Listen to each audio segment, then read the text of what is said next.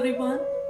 Detachment सीखने के इस प्रोसेस में आज एक छोटी सी कहानी जो बहुत कुछ सिखा कर जाएगी। एक युवक बहुत ही परेशान होकर नदी किनारे एक भिक्षु को देखता है, उनके पास जाता है।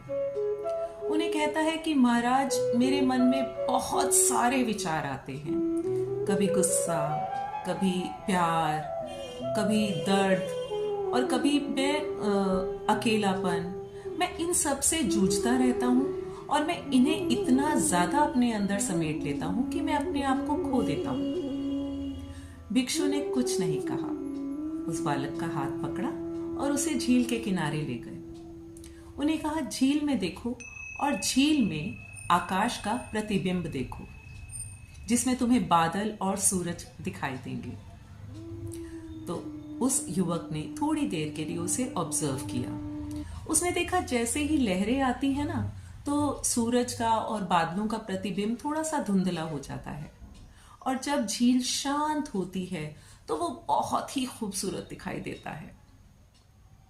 तो वो बहुत देर तक उसे ऑब्जर्व करने के बाद भिक्षु के पास गया। तो उसने कहा, महाराज, मैंने कुछ देखा तो है, पर अब भिक्षु मुस्कुराए क्योंकि वो तो समझ गए थे। उन्होंने कहा, यही है हम।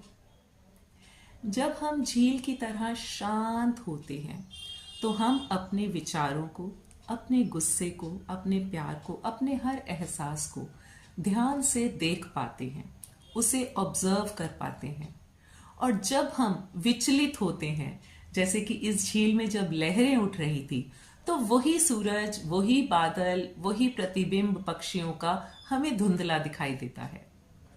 तो जब भी ऐसे कोई इमोशन आए तो उन्हें दूर से हमें पहले ऑब्जर्व करना चाहिए। उनसे लड़ो मत, उनसे लड़ो मत।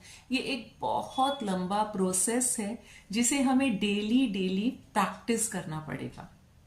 अपने विचारों से, अपने एहसासों से, अपने इस धुंधलेपन से लड़ना नहीं है, उसे ऑब्जर्व करना है कि ये जो मुझे इस टाइम फील हो रहा है ना, ये गुस्सा है, ये दुख है। और ये सब आएगा कैसे? प्रैक्टिस से। जरा शांत रहकर मेडिटेटिव भाव से इन सब एहसासों को दूर से ऑब्जर्व करो, और थोड़ी देर के बाद आप ये महसूस करेंगे कि ये गुजर जाएंगे।